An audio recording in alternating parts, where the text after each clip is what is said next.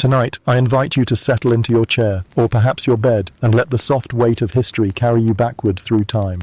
We often picture the medieval world as a place of armored knights, solemn kings, and soaring cathedrals, echoing with the chant of monks.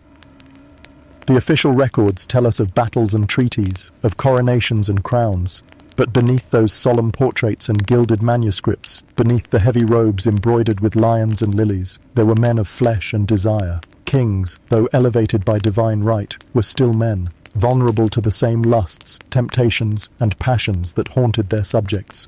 This story is not about the glory of war or the splendor of royal courts. It is about what happened behind the curtain, in shadowed chambers and perfumed beds, where power was not only written in ink and blood, but in the desires of the flesh. Tonight, we are going to wander through the hidden corridors of medieval palaces, where whispers of scandal drifted like smoke, and where kings, clothed in majesty, often stripped away their dignity.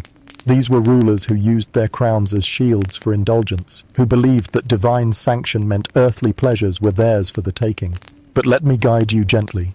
This is not a tale of harsh judgment or fiery outrage. Instead, it is a journey into the strange, often unsettling, always deeply human ways that lust shaped politics and power. When we think of medieval kings, we might think of Richard the Lionheart charging into battle, or Charlemagne forging an empire. But tonight, we turn our gaze elsewhere, to rulers less remembered for their victories and more for their vices. These were the men who became legends not because of their swords, but because of the scandalous whispers that trailed after them like a curse. It is worth pausing here, to breathe slowly, and remind ourselves that the medieval world was never as pure or chaste as some stories might have us believe. Monks might have thundered from pulpits about sin, and bishops might have scribbled rules of morality, but in palaces, those rules were often broken. The paradox of the medieval king was this: he was seen as God's chosen, set above the common man, yet he was never free of his own body. And when you give a man both supreme power and unchecked desire, history often records not wisdom but scandal. Imagine the setting: a torchlit hall where feasts lasted until dawn, where roasted boars and golden chalices of wine dulled the senses. Music drifted from lutes and harps, while dancers swayed, their shadows flickering on the stone walls. At the high table sat the king, his crown heavy, his smile indulgent. Around him, nobles jostled for favor, courtiers laughed too loudly, and the line between politics and pleasure blurred until it was nearly invisible. In those long nights, when the gates of castles were closed and the world outside slept, kings indulged themselves in ways that would scandalize their subjects if ever the truth slipped beyond the walls. These indulgences were not always harmless. A king's lust could ruin families, destroy reputations, or even plunge a realm into chaos. His favorites, chosen for beauty rather than merit, could rise to power overnight, leaving jealous lords seething with resentment. A rejected mistress, spurned by the crown, might carry secrets that festered into rumors, and rumors could become political weapons. In the medieval world, where honor was as fragile as glass, even whispers of perversion could crack the foundation of loyalty. We will meet rulers who turned their courts into dens of excess, who flaunted their lovers before the eyes of queens, who risked their thrones for forbidden passions. Some reveled in debauchery so openly that their people nicknamed them the bad or the cruel. Others cloaked their sins in secrecy, but history, persistent and unkind, has a way of letting shadows rise into light. And in every case, the perversions of kings remind us of a truth often forgotten, that power magnifies not only greatness, but weakness. As we begin this journey, let us move slowly, unhurried, as if walking through the dim corridors of a medieval castle. The stone is cold beneath our feet, the air heavy with smoke, and the faint sweetness of wine. We pass by closed doors, behind which muffled laughter or sighs remind us that history was not lived in silence. Every ruler whose name we speak tonight once walked these halls, once gave in to temptations that could not be erased even by the most pious chroniclers. In the sections to come, we will peel back the layers of time to uncover the lives of kings whose reigns were marked not only by politics, but by passion. Some were cruel, some were foolish, some were merely human, but all left behind tales that remind us of the dangerous intimacy between lust and power. Their stories are strange, sometimes grotesque, often tragic, yet always fascinating. So, as you listen, let the outside world fade away. Let the ticking of clocks and the noise of streets grow distant. For the next hour, we step together into the chambers of kings, where velvet curtains fall, and the crown becomes no shield against desire. Here, in the flicker of candlelight, the perversions of medieval rulers come alive once more. Close your eyes for a moment and imagine the medieval world not as a place of kings and battles, but as a world wrapped in faith. The church bell tolled through villages at dawn and dusk, calling the faithful to prayer. Every soul, from the humblest peasant to the mightiest monarch, was reminded daily of heaven and hell, of sin and salvation. Life was brief and fragile, death never far away, and eternity loomed large over every choice. Yet for all this religio, whose fervour, lust and desire were never absent, they crept into the pews of cathedrals, into the confessionals, and most dangerously, into the very palaces of kings. The medieval church taught that sex was both necessary and dangerous. It was tolerated within marriage, for the purpose of creating children, but anything beyond that narrow path was a sin. Adultery was condemned, fornication forbidden, sodomy denounced with fiery sermons. Priests painted vivid pictures of hell where the lustful burned in eternal flame, where flesh consumed flesh in torment as punishment for the pleasures of the body. And yet, in the quiet shadows of the world, men and women continued to yield to the pull of desire. Kings, however, lived in a paradox. On one hand, they were held up as the defenders of the faith, crowned with holy oil, often chosen in ceremonies that invoked the will of God. Their marriages were matters of state, binding kingdoms together under the gaze of heaven. Yet on the other hand, kings were men who held supreme, earthly power. They could command armies, raise taxes, and in many cases bend the law itself. And so when temptation whispered, a king had far fewer barriers between desire and action than an ordinary man. Picture the contrast. A village priest might thunder from the pulpit about the sin of lust, warning his parishioners to guard their thoughts, while miles away in the royal palace the king reclined on silken cushions, reaching for yet another mistress. The common folk lived under strict moral scrutiny, their sins policed by both clergy and community. A farmer caught in adultery could be humiliated, fined, even exiled. But a king's sins? These were wrapped in secrecy or explained away as the privileges of royalty. For who would dare confront a sovereign with the same harsh judgment given to a peasant? Of course, not all kings were reckless libertines. Some did strive to live piously, their private lives free of scandal. Yet the very structure of medieval society made temptation difficult to resist. A royal court was not only a political machine, but also a stage for pageantry and excess. Young courtiers, ambitious nobles, and foreign princesses filled the halls. Dancers entertained at feasts, troubadours sang songs of romance and seduction, and wine flowed until the line between pleasure and sin blurred. There is another truth to understand. In the medieval imagination, power and virility were often intertwined. A strong king was expected to father heirs, to ensure the continuity of his dynasty. The health of a realm was tied to the fertility of its ruler. Chroniclers recorded not only battles won or lost, but also the size of a king's family, the sons he produced, the alliances his daughters could cement. If a king was childless, whispers of impotence could weaken his authority. If he was too lustful, those same whispers could brand him a glutton of the flesh. In this way, the king's private desires became public concerns, his bedchamber entangled with the fate of nations. Let us pause here and breathe in the contradictions. The medieval world exalted chastity and punished vice, but it also glorified kings who seemed larger than life, men whose appetites, for food, for wealth, for flesh, set them apart. A king's gluttony at table might be forgiven as a symbol of abundance, his lust might be excused as proof of virility. Yet always, just beneath the surface, there lingered the danger of scandal. When chroniclers wrote their histories, they sometimes disguised these scandals in vague phrases. They might write that a king was much given to pleasures, or that he favoured the company of young men. But behind these polite words lay rumours of affairs, of debauchery, of nights that tested the mull, patience of queens, and the morals of kingdoms. Some chroniclers, braver or more bitter, spoke more plainly, accusing kings of shamelessness or depravity. In such records, we glimpse not only the facts, but the outrage of a world that preached piety while living in the grip of desire.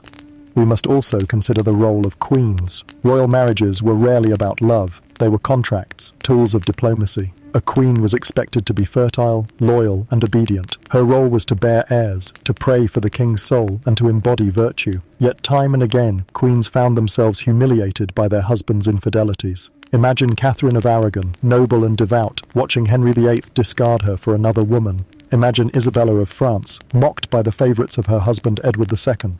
These queens bore the burden of their husbands' lusts not only in their hearts, but in the eyes of their people.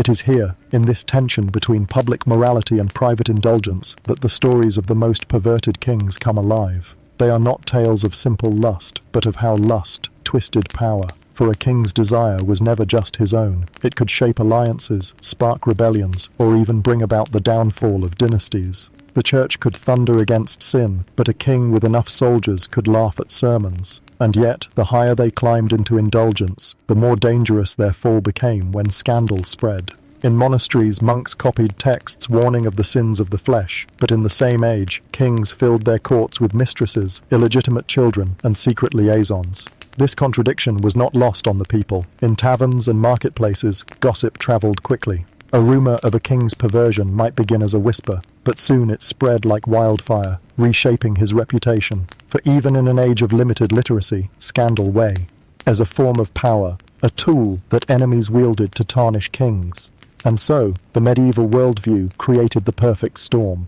On one side, an iron cage of morality enforced by priests and customs. On the other, absolute royal power, granting license to indulge. Between these walls, kings lived their double lives, confessing sins with one hand while grasping pleasures with the other.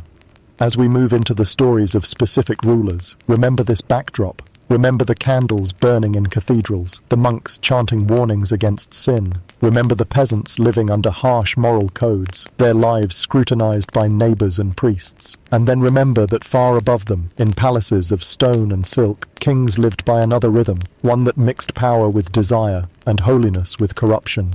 History often tells us of crowns and swords, but the truth is that the medieval world was also ruled by the whispers of lust. The sins of kings were not private indulgences. They were forcing that shaped nations, that altered the course of wars, and that scarred the dignity of queens. And so, with this understanding of the world they lived in, a world torn between faith and temptation, we are ready to step into the lives of those kings whose perversions have echoed across the centuries. Kings who bent the rules of morality until they broke, who indulged themselves with reckless abandon, and who left behind legacies not of glory, but of scandal. Our first will be Philip IV of France, remembered as the Iron King, whose ruthless politics were matched by his hidden scandals. His story begins not in the bedroom, but in the throne room, where lust for power and lust of the flesh often walked hand in hand. If you close your eyes and think of a medieval king, you might imagine a stern, tall figure, draped in robes of crimson, his crown gleaming beneath the candlelight of a vast cathedral. Such was Philip IV of France. Known to history as Philip the Fair because of his striking, almost angelic looks, he was also called the Iron King for his cold, unyielding will.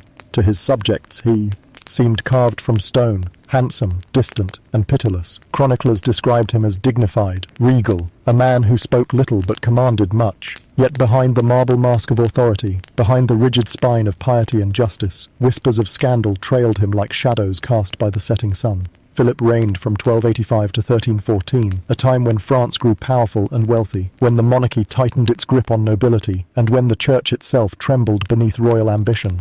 He was no fool. He understood that appearances mattered. His portraits show him solemn and calm, with pale skin and refined features, a king who seemed almost too perfect. But history, persistent and unkind, reminds us that no man, no matter how regal, could escape the stirrings of lust. To understand Philip's perversions, we must first step into the world of his court. Imagine the glittering halls of the Palais de la Cité in Paris, where feasts were held beneath vaulted ceilings and courtiers flocked like moths to the flame of power. Nobles wore silks and jewels, the air was perfumed with incense, and music drifted from minstrels. Yet beneath the order and ceremony, the court was alive with intrigue. Women, young and ambitious, sought to catch the king's eye. Men, eager for favour, whispered flattery. And Philip, despite his reputation for icy reserve, was not immune to temptation. The scandal that clings most tightly to Philip is entwined with the infamous downfall of the Knights Templar. Officially, he accused the Templars of heresy, blasphemy, and unspeakable sins. In 1307, he ordered their mass arrest, seizing their wealth and crushing their order. But rumours spread that Philip's charges were less about piety and more about desire, both the desire for money and darker desires of the flesh. Some chroniclers whispered that Philip projected his own vices onto the Templars, accusing them of the very sins whispered about his own court. And there was indeed scandal within his palace walls. The most notorious erupted in 1314, toward the very end of his reign. His three daughters-in-law, Marguerite, Blanche, and Jeanne, were accused of adultery in what became known as the Tour de Nesle affair. The women were said to have entertained lovers in secret, meeting them in a Parisian tower under cover of night. When the affair was discovered, 2 of the women were condemned, their lovers tortured and executed. It was a scandal so grave that it shook the Capetian dynasty to its core, casting a shadow over Philip's legacy. But what does this have to do with Philip himself? Some historians argue that the severity of his reaction revealed more than outrage. It revealed guilt, for the rumours did not stop at the Queen's. Whispers suggested that Philip himself had turned a blind eye to debauchery at court, indulging in pleasures that undermined the dignity of his crown. Some even accused him of participating in or tolerating the very sins for which his daughters-in-law were punished. It is difficult, across the centuries, to separate truth from slander. Yet the persistence of these whispers tells us that Philip's reputation was not as stainless as his portraits suggest. Consider the irony. A king who positioned himself as the hammer of heretics, who postured as the defender of morality, yet whose household was riddled with scandal. Philip's rigid pursuit of justice against the Templars, his insistence on punishing his daughters-in-law, may well have been attempts to mask his own indulgences, to cover the stench of perversion with the perfume of righteousness. In the medieval world, hypocrisy was no shield, the gossip of courtiers cut sharper than swords. To the common people, Philip's scandals were not just personal failings, but cosmic contradictions. How could a king anointed by God, a man who waged war in the name of justice, preside over such corruption? Some believed he was cursed. Indeed, legend has it that Jacques de Molay, the last Grand Master of the Templars, condemned Philip and his heirs as he burned at the stake, cursing them to die within a year. Strangely enough, Philip did die the following year, his line collapsing in a series of tragedies that left France staggering. To many, this was divine punishment for the king's hidden sins. What exactly were Philip's private perversions? Chroniclers were careful, often vague. They hinted at lust for wealth, which was undeniable, but they also hinted at lusts of the flesh. The beauty of his court, filled with young women and ambitious nobles, created an atmosphere ripe for temptation. Some claimed he had affairs with noblewomen, others that his severity toward his daughters-in-law was an attempt to silence gossip that mirrored his own indiscretions. His marriage to Joan V of Navarre was politically advantageous, but not a shield against rumour. There is also the deeper perversion of power itself. Philip's lust was not only for bodies, but for control. His destruction of the Templars, his manipulation of the papacy, his ruthless taxation, these were forms of indulgence as intoxicating as any carnal act. In this sense, Philip embodies a truth about medieval kingship, that lust and power were often indistinguishable, 2 sides of the same coin. A king who could take a man's life with a word could just as easily take a woman's body with a glance. In both acts, his perversion was rooted in the belief that nothing, not even morality, could resist his will. Let us step back and imagine Philip not as a marble statue, not as the perfect king of portraits, but as a man seated alone in his chamber. The torches flicker, casting his features in shadow. His crown rests heavy on the table, his robes pooled around him. Outside, the bells of Notre Dame toll for evening prayer. And in that moment of solitude, perhaps the Iron King felt the same tug of desire that he punished so ruthlessly in others. Perhaps the perversions whispered about his court were not inventions, but reflections of his own hidden life. Whether guilty or not, Philip IV's reign stands as a reminder of the dangerous dance between appearance and reality in medieval monarchy. He wished to be remembered as a stern, just ruler, unbending and pious. Yet history remembers him not only for his wars and decrees, but for the scandals that erupted beneath his roof. The Tour de Nesle affair, the curse of the Templars, the whispers of lust, all these form part of the tapestry of his reign, a tapestry woven with both gold and shadow. As we leave Philip's court, we step from the marble halls of Paris into the turbulent world of England, where another king allowed his passions to shape not only his court, but his downfall. Edward II of England, unlike Philip, did not hide behind a mask of stone. His desires were open, even reckless, and they brought ruin not only to his dignity, but to his throne. Imagine for a moment that you are seated in Westminster Hall, beneath its great timbered roof, in the year 1312. The banners of England flutter overhead, the scent of rushes and candle wax fills the air, and the courtiers murmur in hushed voices. Before you sits King Edward II, a tall, fair-haired man with gentle features, crowned with gold but shadowed with controversy. His throne is secure, yet every eye in the chamber knows his weakness, not in battle, not in governance, but in love. For Edward's heart beat not only for queens and ladies of court, but for men, and the passions that bound him to them would shape his reign, bring him into bitter conflict, and ultimately lead to one of the most notorious downfalls in medieval monarchy. Edward II's reign is one of the most infamous in English history, not because of wars or conquests, but because of the scandalous relationships that defined him. Unlike his father, Edward I, known as the Hammer of the Scots, who was remembered for his iron will and military brilliance, Edward II seemed a softer man, more attuned to the pleasures of company, the art of music and gardening, and the bonds of companionship. Yet in the rigid, hierarchical and profoundly conservative world of medieval England, his loves became weapons against him, wielded by enemies eager to paint him as unfit to rule. And when passion mixed with power, favoritism bloomed, filling his court with jealousy, outrage and betrayal. The name most bound to Edward's memory is Piers Gaveston. When Edward was still Prince of Wales, Gaveston, a Gascon knight of striking looks and charm, entered his circle. Some chroniclers say they were inseparable, sharing everything: food, wine, laughter, even a bed. When Edward ascended the throne in 1307, he elevated Gaveston to extraordinary heights, granting him titles, wealth and privileges far beyond his station. To the barons of England, this favoritism was intolerable. Gaveston was mocked for his arrogance. The nobility sneered at him with cruel nicknames like the King's Darling, and suspicion grew that the bond between the king and his companion went beyond friendship. Whether Edward and Gaveston were true lovers is still debated, but the intensity of their bond is undeniable, and it was enough to shake the stability of the crown. When Edward married Isabella of France, daughter of the French king and niece of Philip IV, hopes were high that this union would strengthen England's ties with France. Isabella was beautiful, politically astute, and all of 12 years old when she became queen. But she soon found herself eclipsed by Gaveston, who held Edward's affection and influence.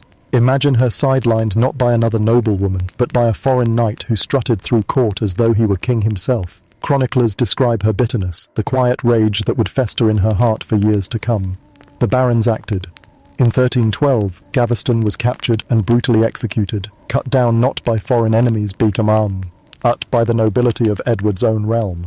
For Edward, it was a wound that never healed. His grief was immense. His fury at those who had killed his companion simmered beneath every decision he made. Yet he did not learn caution. In time, new favourites would emerge, most notably the Despencer family, father and son, who drew the king's love and protection, and who would again drive the nobility into rebellion. The Despensers were crueler, greedier, and far more ruthless than Gaveston had ever been. Through Edward's patronage, they seized lands, humiliated nobles, and enriched themselves shamelessly. And just as before, whispers began to swirl that the younger Hugh Despencer was not merely the king's advisor, but his intimate partner. Chroniclers record scandalous rumours of the king's unnatural affection, phrases heavy with medieval judgment. Whether truth or propaganda, the damage was done. Edward was painted as weak, corrupt, and unmanly in the eyes of his nobles, who valued military valour and iron discipline above all. Isabella of France, long sidelined, finally struck. Sent to France in 1325 to negotiate peace, she refused to return to her husband's side. Instead, she allied herself with Roger Mortimer, an exiled English baron, and together they plotted Edward's downfall. Their campaign was swift and merciless. In 1326 they invaded England, and Edward, abandoned by supporters, fled with Despencer at his side. Captured and humiliated, Edward was forced to abdicate in favour of his son, the boy who would become Edward III. The Despensers suffered gruesome deaths. Hugh the Younger executed with such savagery that even in an age of brutality, it shocked chroniclers. And Edward, his end remains one of history's most debated horrors. The story goes that he was imprisoned in Berkeley Castle, where his enemies ensured that he would never again pose a threat. Some accounts claim he was murdered in 1327 in a manner so brutal it became legend. A red-hot poker thrust into his body, leaving no outward marks but ensuring an agonizing death. Whether this tale is true or propaganda, it reflects how Edward's reign was forever tied to scandal, to the notion that his passions and perversions had consumed him. Edward II's legacy is one of tragedy. a king born into the shadow of a great father, ill-suited to the iron demands of kingship, yet remembered more for the loves of his heart than for the policies of his reign. His story reveals the dangers of mixing personal desire with political power in a world where kings were expected to embody strength, masculinity, and restraint. For Edward, passion became betrayal, and love became the weapon that destroyed him. And so his tale lingers, whispered in the stones of Westminster, in the haunted halls of Berkeley, in the scandalous chronicles of medieval scribes, the king who loved unwisely, and who lost his crown, and perhaps his life, because of it. Picture a king whose very name inspires dread, whispered with venom across medieval Europe, Charles the Bad. Even in a time when monarchs were known for cruelty and ruthlessness, this ruler of Navarre carved out a reputation so infamous that his contemporaries saw him as the embodiment of treachery, lust, and unquenchable desire. His story is one of scandal layered upon scandal, an almost theatrical blend of cruelty and carnal indulgence that made him both feared and loathed. Charles II of Navarre, born in 1332, was a descendant of French royalty, tied by blood to the Valois kings of France. From the very beginning, he carried himself with the pride of someone who believed he deserved far more than the modest kingdom of Navarre. He longed for power in France itself, schemed endlessly, and plotted betrayal at every turn. Yet power alone was not his addiction. Charles's life was dominated by appetites, for control, for revenge, and for pleasure, particularly the pleasures that medieval chroniclers deemed shameful, excessive, and depraved. In the eyes of his enemy, Charles was a master manipulator, seducing not only women but using his charm to infiltrate alliances, exploiting desire as a weapon. His court, tucked between the Pyrenees and the fertile lands of northern Spain, was said to have been a den of intrigue, filled with whispered confessions and jealous outbursts. Chroniclers tell us he took lovers with reckless abandon, leaving a trail of humiliated husbands and disgraced noblewomen in his wake. In a deeply Catholic world, where chastity was preached from pulpits and adultery could spark war, Charles revelled in scandal as though it were a crown upon his head. But his perversions were not limited to the bedroom. The cruelty that earned him the title the Bad was laced with theatrical flair. He poisoned his enemies, not just to kill them, but to watch them suffer. There are records of him experimenting with toxins, fascinated by the slow withering of the body, almost as though it aroused in him a twisted satisfaction. Some chroniclers claimed he employed poison, not only as a political weapon, but even within his circles of pleasure, using it to punish lovers who betrayed him, or courtiers who dared whisper against him. Whether these tales were exaggerated by his enemies or true reflections of his nature, the image that survives is one of a ruler who merged lust with sadism, passion with cruelty. Charles's ambitions for France were another realm where his desires burned out of control. He believed he had a claim to the French throne, and his attempts to seize power were relentless. Alliances through marriage, treaties signed in candlelit chambers, betrayals sealed with embraces. Each move was both political and personal. Chroniclers wrote that Charles was a seducer in diplomacy as much as in love, weaving webs that bound men and women alike to his cause, only to abandon them once they no longer served his ends. His reputation reached its darkest depths in stories of debauchery that rivaled the worst excesses of Rome's emperors. Chroniclers accused him of keeping a private harem where noblewomen and captured maidens were forced to submit to his lust. His appetite, they said, was insatiable, and he sought not merely to gratify desire, but to dominate, to humiliate, to make pleasure itself a form of conquest. Whether these tales were pure slander or embellished truths, they painted Charles as a king for whom morality was an alien concept, a ruler enslaved to his own cravings. Yet perhaps the most grotesque part of Charles's legacy lies in the way he died. By the 1380s, his body was failing, consumed by years of excess and illness. In 1387, his doctors, following the medical practices of the time, decided to wrap him in linen soaked in brandy as a cure. But fate, or irony, intervened. A careless servant accidentally set the linen aflame. Charles, bound tightly and unable to escape, burned alive in his bed. Chroniclers seized upon the image, the lustful, cruel, perverted king consumed by fire, his screams echoing through the castle like divine judgment. It was, in their eyes, the perfect punishment for a life of sin. The legacy of Charles the Bad is not one of great victories or enduring achievements. His reign was a constant storm of betrayal, cruelty, and scandal. His lusts shaped his reputation as much as his politics, and his death sealed him as a figure of both horror and fascination. To this day, historians debate how much of his legend was real and how much was the exaggeration of his enemies, but the truth almost doesn't matter. What survives is the story. A tale of a king who epitomized perversion and cruelty, a monarch remembered not for glory, but for vice. And so, Charles II of Navarre stands as one of the most perverted kings in medieval history, his name forever entwined with scandal and fire.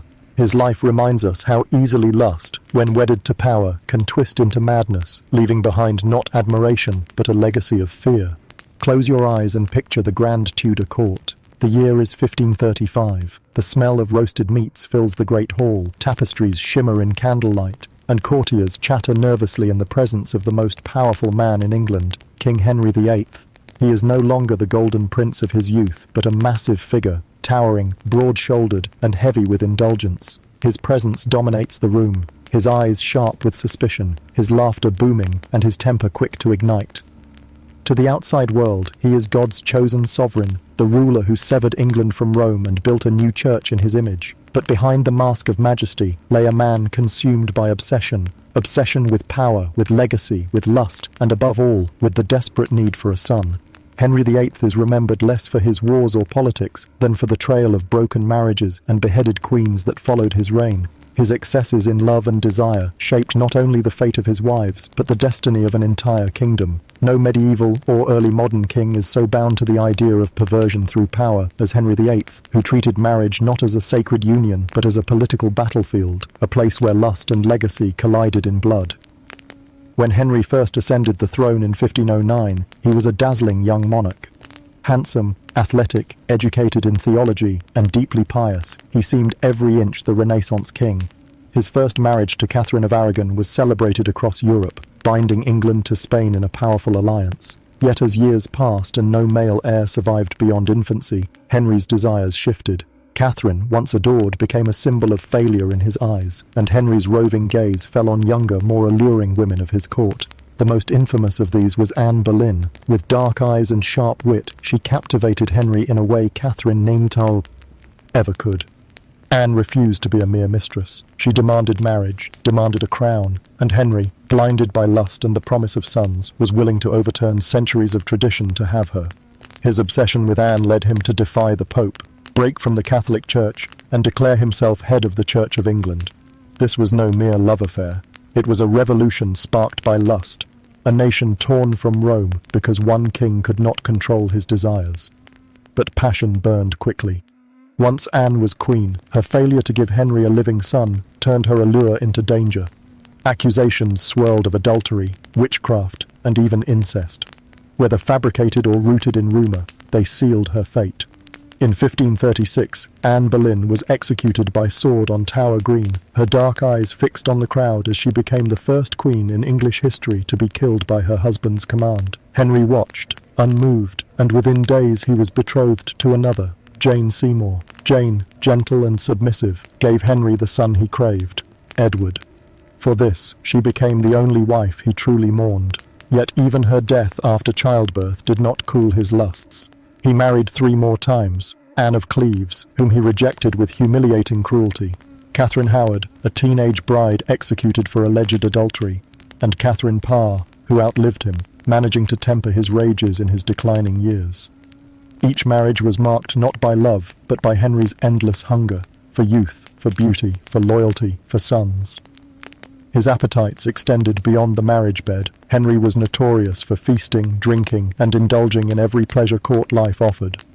As his body swelled to over 300 pounds, covered with sores and racked by disease, his paranoia grew. He lashed out at courtiers, nobles, and even close friends, sending them to the block for imagined betrayals. Desire had curdled into cruelty, obsession into tyranny. The once golden prince had become a bloated, suspicious despot, feared more than loved. Chroniclers and later historians painted Henry as both lustful and grotesque, a man who treated women as pawns in his desperate game for legacy. His perversions were not those of hidden vices, but of public spectacle. Marriages overturned with royal decrees, wives discarded like old clothes, and queens executed before the eyes of a horrified court. His lust was not secret, it was policy. His desire was not private, it was national destiny. Yet despite his cruelty, Henry VIII left a mark on history like few others. His break with Rome reshaped religion in England forever. His obsession with heirs sparked succession crises that defined the Tudor dynasty, and his lustful choices gave rise to Elizabeth I, one of England's greatest monarchs. The paradox of Henry VIII is that his perversions of marriage and desire were both destructive and, in their strange way, transformative. By the time he died in 1547, Henry was a man consumed by the very appetites that had once made him vibrant. His body was so swollen that his coffin burst, leaking a grotesque symbol of excess. Priests muttered that dogs licked the blood that dripped onto the chapel floor, a fitting, if macabre, end for a king who devoured life with monstrous appetite. Henry VIII remains the ultimate example of how lust, obsession, and excess can define a monarch's legacy. He was not a king of quiet scandals whispered in cloisters, but a ruler whose perversions were written in blood and enshrined in law. His court was a theatre of desire, his queens its tragic players, and England itself the stage upon which his obsessions forever altered history. Imagine the glittering courts of Renaissance France, music drifting through gilded halls, silken gowns swishing across polished floors, and courtiers laughing as goblets of wine are raised in endless toasts. At the heart of this spectacle sits King Francis I, tall, broad-shouldered, his beard neatly trimmed, his smile charming and irresistible. He is the very eye, mage of a Renaissance prince, cultured, charismatic, a patron of the arts who brought Leonardo da Vinci to France and filled his palaces with beauty. Yet beneath the polished surface of refinement, Francis was a man consumed by one of the most relentless appetites of his age. His court was not only a place of art and learning, but also a palace of pleasure, where the king's lusts shaped both his reputation and his kingdom. Francis ascended the throne in 1515, a young and vigorous monarch eager to display his power. His reign marked the flowering of the French Renaissance, when art, architecture, and literature flourished under his patronage. But while history often celebrates him as the king who transformed France into a cultural powerhouse, his contemporaries knew another side. Francis as the lover, the seducer, the man whose desire for women seemed as endless as his hunger for glory. From the beginning, Francis's court became notorious for its extravagance in love and lust.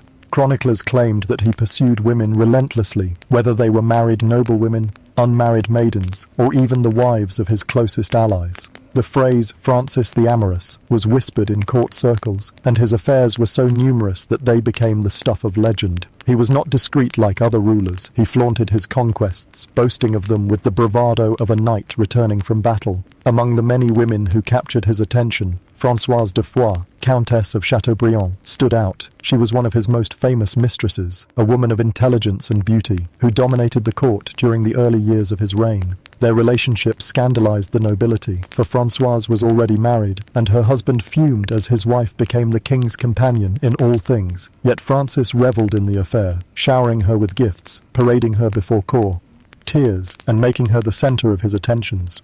Later, the king's passion turned to Anne de Pisseleu de Hailly, who replaced Françoise and held Francis's heart until his death.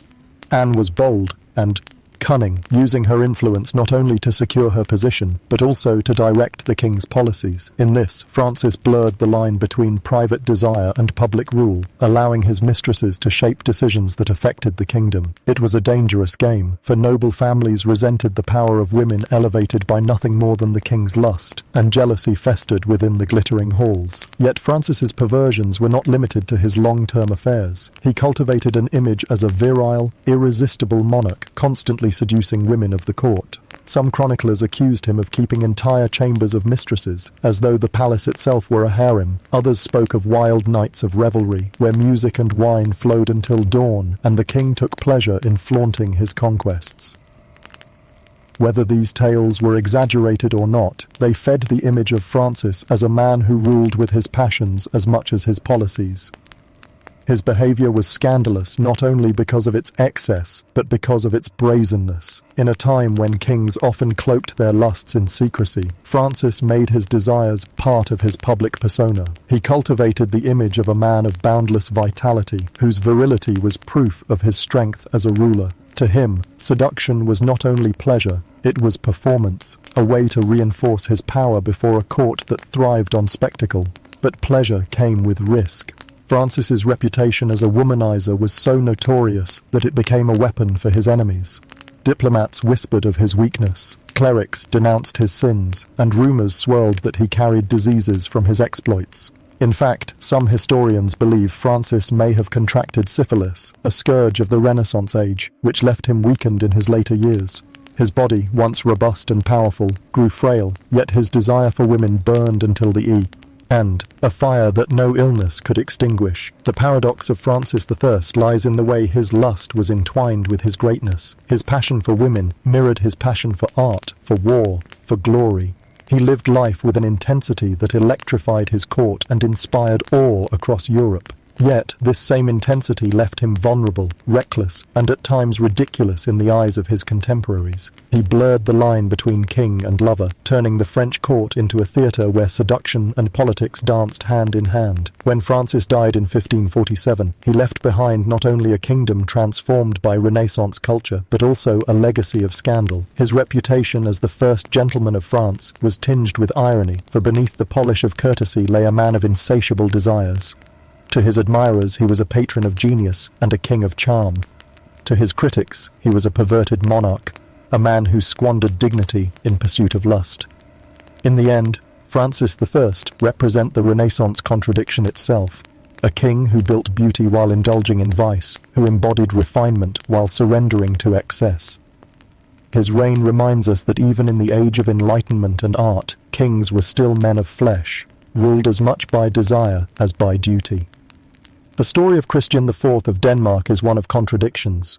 He was a king remembered for ambition, for building cities and fortresses, for steering his kingdom through war and reform. Yet, just as vividly, he was remembered for his indulgence, for a lust so excessive that it left a trail of illegitimate children, scandalized Europe, and stained his otherwise impressive reign.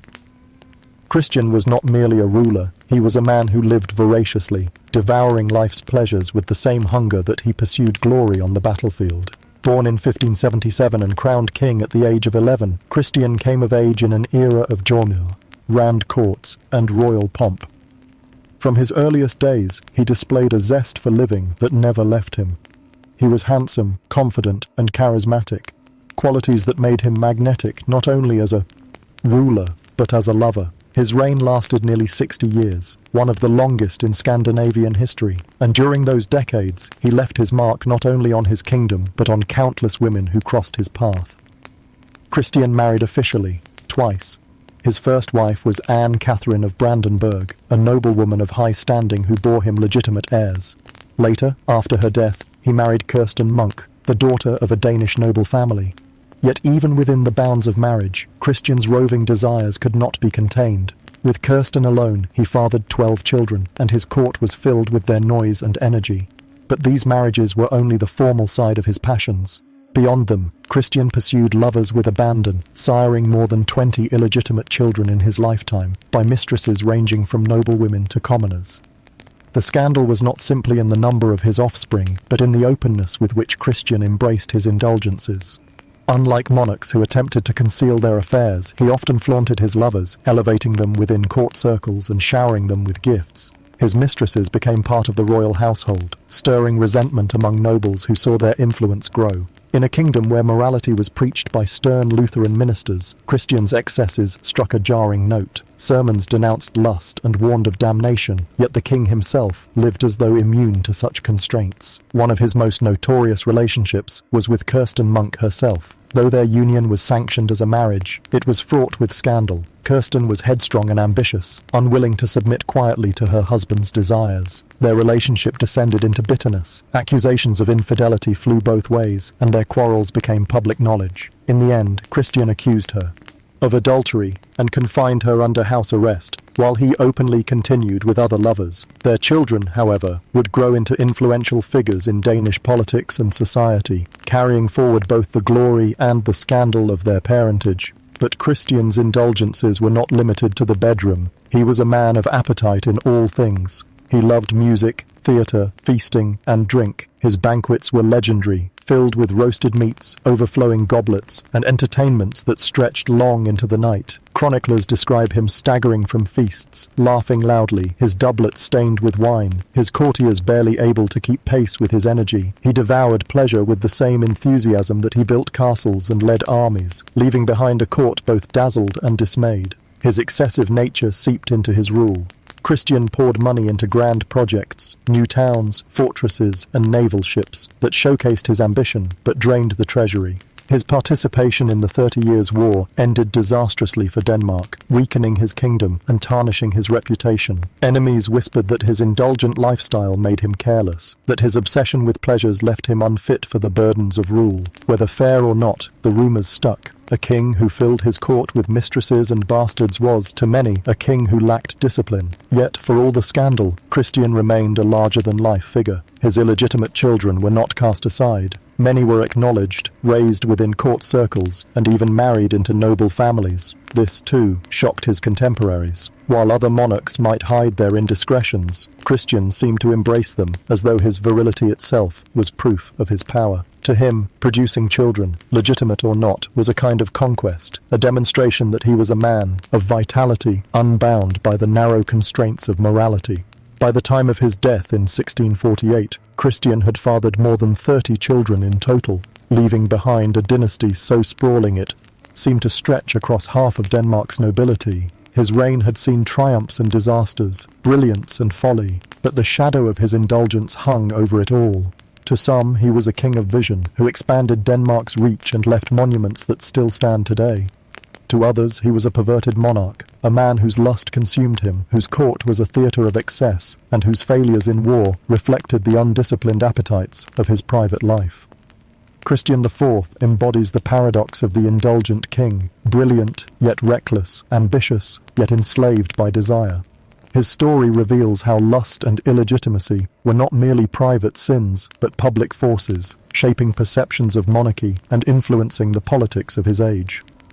He lived long, loved endlessly, and indulged without restraint, and in doing so, secured his place as one of the most perverted rulers in Europe's medieval twilight. History, as we know it, often shines its spotlight on the giants, the Henrys, the Philips, the Edwards, whose actions reshaped kingdoms. But in the dimly lit corridors of Europe's lesser courts, away from the thunder of empires, there thrived other kings, dukes and monarchs whose private lives burned with the same relentless fire of lust. They may not always appear in our grand narratives, but their scandals echo across chronicles, poems, and whispered tales. Tonight, let us descend into those borderlands of royalty, where passion and perversion entwined just as tightly as in the courts of their more famous counterparts. Take, for example, Alfonso XI of Castile, remembered as the Avenger for his military campaigns, but privately entangled in a scandal that rivaled even the boldest of troubadour tales. Though married to Maria of Portugal, Alfonso openly favoured his mistress, Leonor de Guzman, showering her with titles, lands, and influence. Court life in Castile became a battlefield of desire and jealousy. Nobles who dared oppose Leonor's rising power found themselves crushed, while the queen herself languished in humiliation. Alfonso's devotion to Leonor was so intense, so public, that he built her a rival court that outshone the queen's. The scandal would haunt Castile long after his death, sparking feuds between Leonor's illegitimate children and the legitimate heirs. Here, lust was not merely a private sin, it became a political curse, plunging the kingdom into decades of unrest. Now, journey with me northward, into the heart of the Holy Roman Empire, where Sigismund of Luxembourg, crowned King of Hungary, Germany, Bohemia, and later Holy Roman Emperor, earned infamy not only for his political games, but for his indulgence in women. Sigismund's court was awash in mistresses, concubines, and whispers of impropriety. Chroniclers noted that he seemed to consider marriage a tiresome formality and fidelity a concept unworthy of kingship.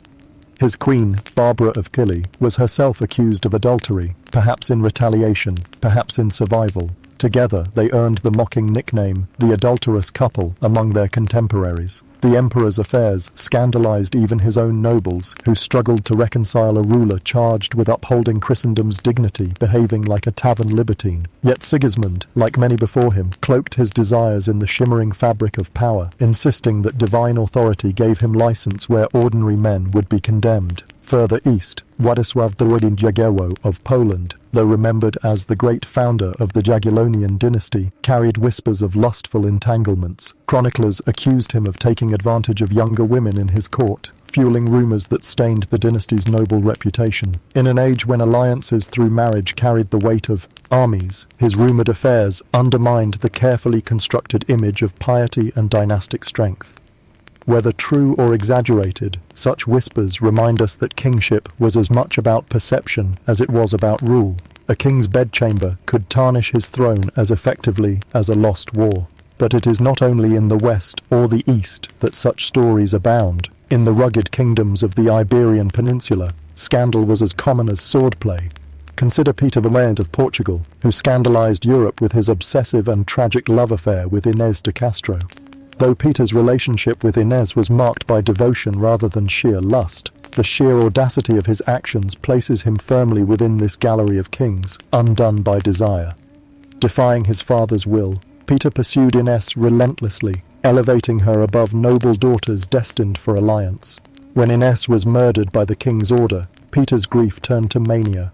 He exhumed her body, crowned her queen posthumously, and forced his courtiers to kiss her rotting hand in homage. Was this love? Was it perversion? In Peter's story, the line between devotion and madness blurs, leaving us to wonder how passion itself can corrupt the throne. Across the Channel, in the minor courts of Scotland, we find James IV, a man both brilliant and deeply flawed. Known as a Renaissance prince, a patron of learning and exploration, James also surrendered himself to lust with abandon.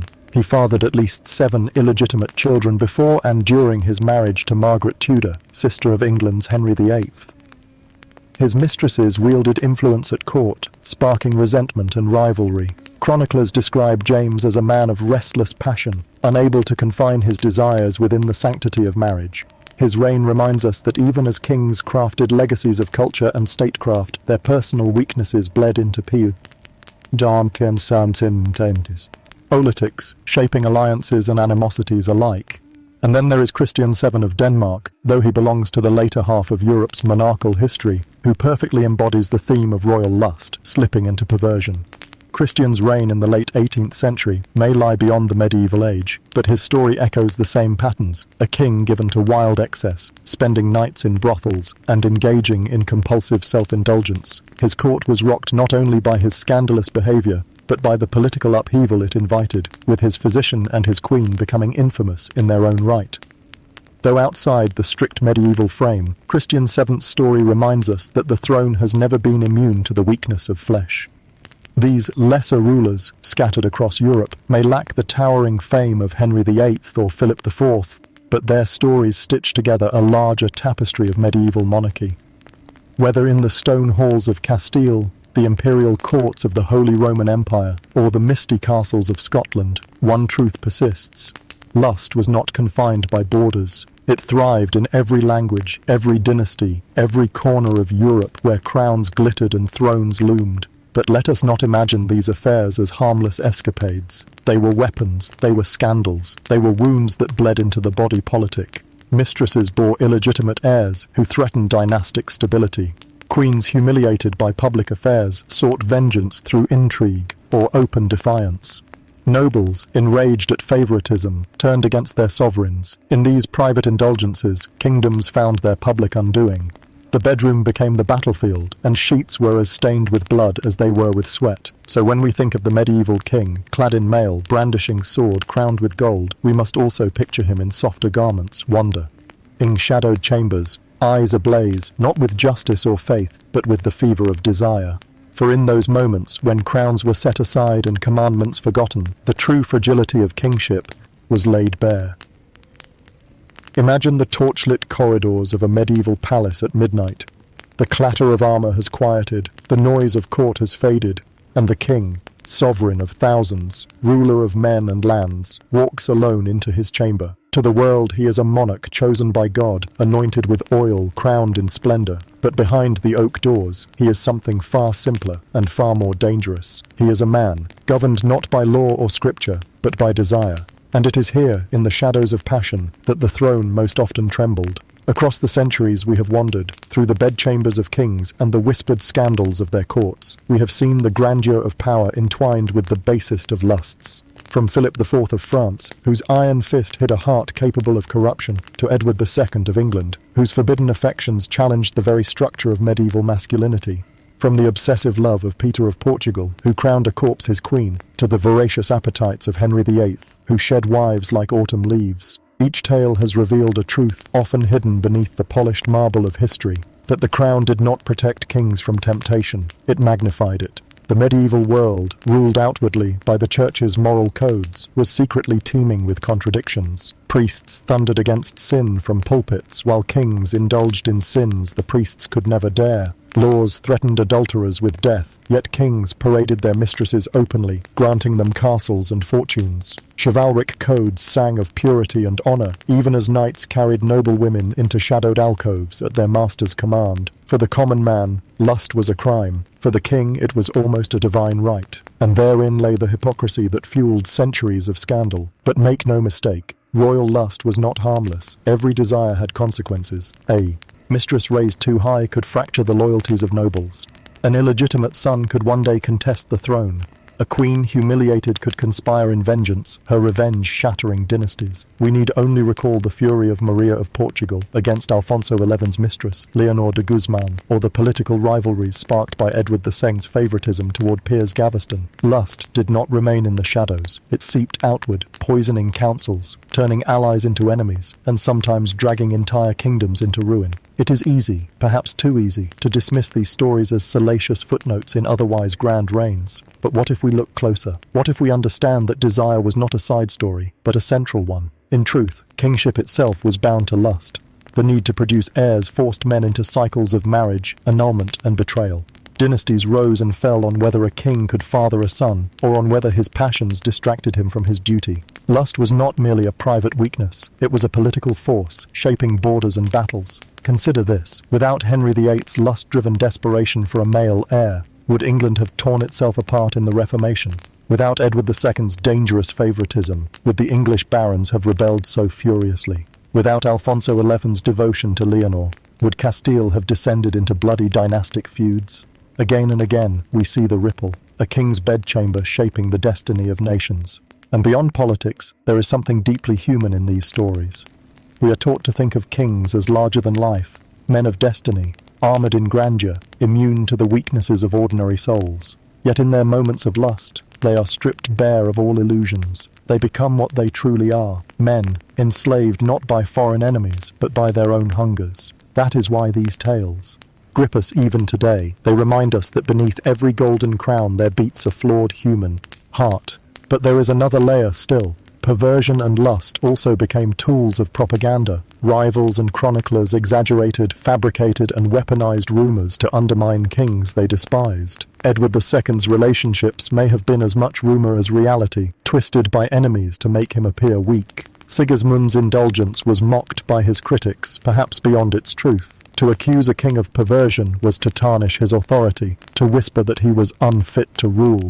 Lust was not just an indulgence, it was a weapon wielded against monarchs in the war for legitimacy. So, what lingers when the tortures of this long night are finally snuffed out?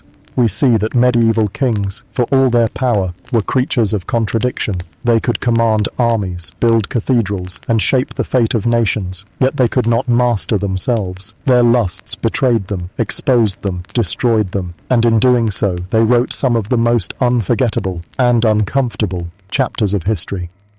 Perhaps that is why we remain so fascinated. Because these tales are not only about kings, they are about us. About humanity's eternal struggle between duty and desire, power and weakness, sanctity and sin. Strip away the ermine robes, the crowns of gold, and what remains? A story as old as time, a man caught in the grip of lust, making choices that echo far beyond his own lifetime. And so, when you next think of the Middle Ages, The banners, the castles, the clang of swords. Remember also the quieter scenes, the locked chambers, the silken sheets, the whispered names of lovers who should never have been. Remember that power is not only exercised on the battlefield, but in the secrecy of the bed. For it is in that secrecy, as history has shown us again and again, that the most dangerous battles were fought. The story of the most perverted kings in medieval history is not merely a tale of scandal. It is a reminder that lust casts a long shadow, one that stretches from the thrones of the past into the world we inhabit today. And in that shadow, history whispers, not of kings as gods, but of kings as men.